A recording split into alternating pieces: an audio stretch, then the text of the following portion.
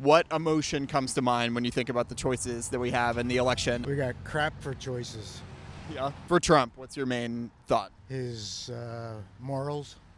What about for Biden? Too old. He's that's not first though. I think strings are being pulled by other people for him, and he's corrupt. Did you vote in the last election, presidential? Yeah. Will you vote third party or for one of the two of them? I won't ask you who. Don't worry. But I'll vote for Trump, even though I don't like the guy, but he's far better than the corruption that Biden stands for. Okay, like a lot of people, he's got issues with both old guys running for president again, even though only one of them is old in his mind. But whatever. There's plenty to dislike about President Biden, by the way, and according to this guy, Trump has morality issues, but Biden's getting his strings pulled by somebody else. In other words, the MAGA propaganda line that Obama is secretly running the country in the shadows. And of course, Joe is corrupt. I don't know if he named all of the corruption off camera, but considering his MAGA belief that Obama is pulling the strings, he probably missed these little tidbits of corruption from Trump. We have just learned that former President Donald Trump is an unindicted co-conspirator in the Michigan Attorney General's case against so-called fake electors. They allegedly attempted to replace the state's electoral votes for President Biden with votes for President Trump. That list includes former President Donald Trump, Trump's former attorney Rudy Giuliani, Trump's chief of staff when he was in the White House, Mark Meadows, and then finally Jenna Ellis, who was a Trump campaign attorney. They were all charged in Georgia. You remember that big election interference case down in Georgia? They were all charged there. All I want to do is this. I just want to find 11,780 votes, which is one more than we have. The only years that anybody's ever seen were a couple of years when he had to turn them over to state authorities when he was trying to get a casino license, and they showed he didn't pay any federal income tax. So that makes me smart. So to be clear, Mr. Trump has no financial relationships with any Russian oligarchs. That's what he said. That's what I said. That's obviously what our position is. Did the president ever provide inflated assets to an insurance company? Yes. Who else knows that the president did this? Alan Weisselberg, Ron Lieberman, and Matthew Calamari. The complaint demonstrates that Donald Trump falsely inflated his net worth by billions of dollars to unjustly enrich himself and to cheat the system. The AG says Trump tripled the square footage of his Manhattan apartment, inflating its value by $100 million to $200 million between 2016 and 2012 and 2016. Prosecutors also allege Trump's leased property at 40 Wall Street in New York City at times was valued at more than twice the appraised value. And during his first year in office, prosecutors claim Trump overstated his personal wealth by over $1.1 billion.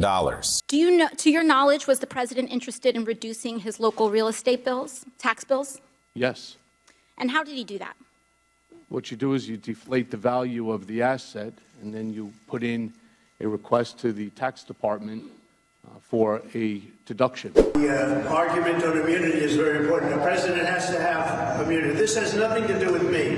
This has to do with a president in the future for 100 years from now.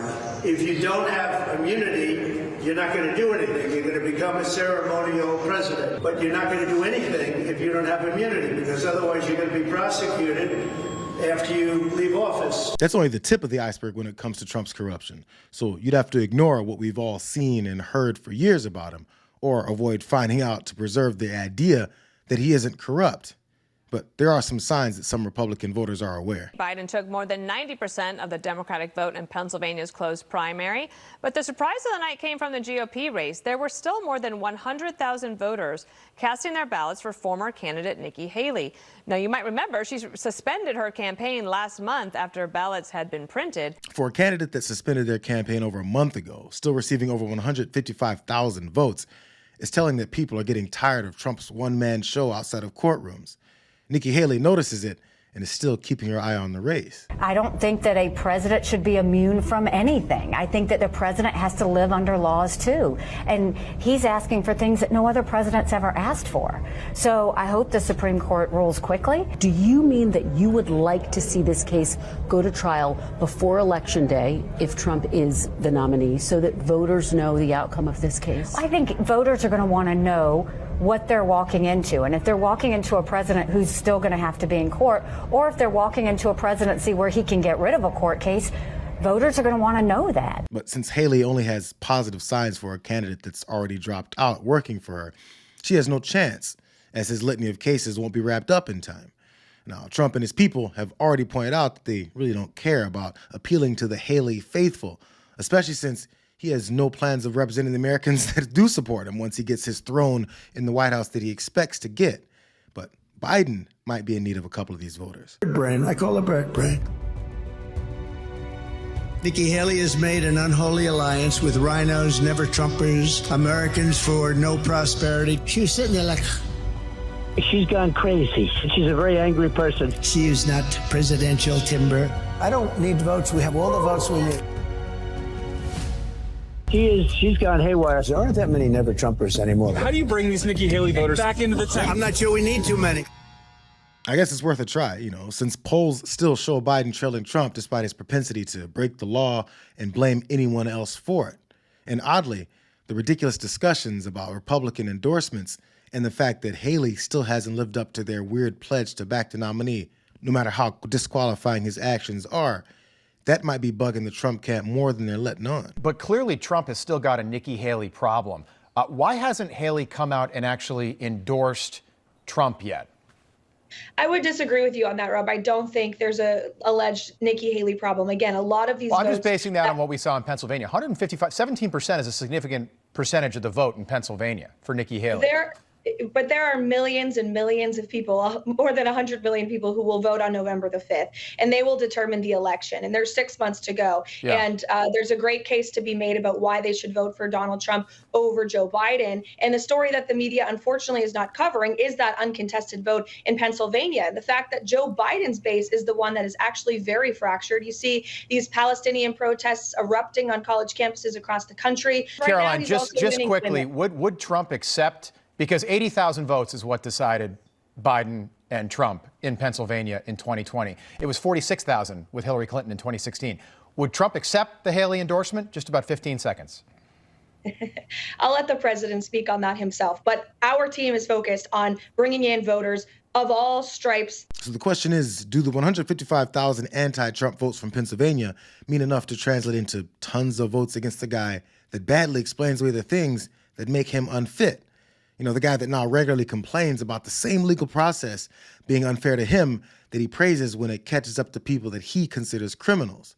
The former deputy press secretary from the Trump administration, she's convinced that it might mean something. It's about 3/4 of voters that are currently backing Donald Trump against Biden say that they will stick with him no matter, regardless. You see it there, 76%. But then there is that 24% of Trump backers that say a conviction might have them reconsidering their support. Yes, 24 is nowhere near 76. But when you're talking about it could be, a margin election between Donald Trump and Joe Biden, if they would go to Joe Biden, that could be very significant. Does that surprise you? I think it doesn't surprise me because I think it tracks what we've been seeing in the primary so far. And I would say that 24% are those Nikki Haley voters. And we just saw in Pennsylvania, these folks, I think there's 155,000 people who cast their vote for Nikki Haley in Pennsylvania in the primary. And I believe that is tracking then with that polling where we're seeing those are the folks who would be probably on the fence about Trump. And then if a conviction came down, that might sway them to not support him. I'm not saying they're going to go vote for Joe Biden, but they might leave the top of their ballot blank then.